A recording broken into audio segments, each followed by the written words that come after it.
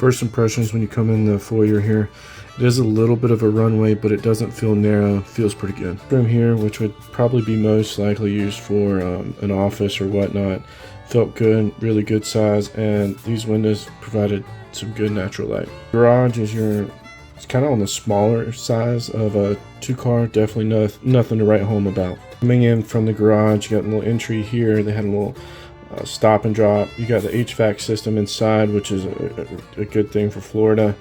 And then the laundry room was a good size. A little farther into the house, you have bed 2 and bed 3.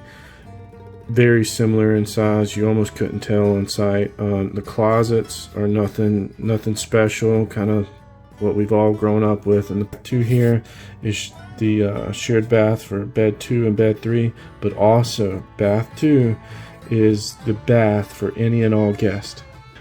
Not gonna lie, kind of coming in, this little angle we have going on here felt a little odd, but you could get used to it. This pantry felt like a good size. Overall, as a whole, the kitchen felt pretty nice. Good size island, seemed like a lot of countertop space and a lot of cabinet room. The size of this gathering room and cafe area felt pretty good. Sliders were kind of the main source of natural light. Not too many windows going on in here. The master suite, the bedroom itself, felt like a pretty good size. I liked how it had this offshoot, so you couldn't look into the room from the living room.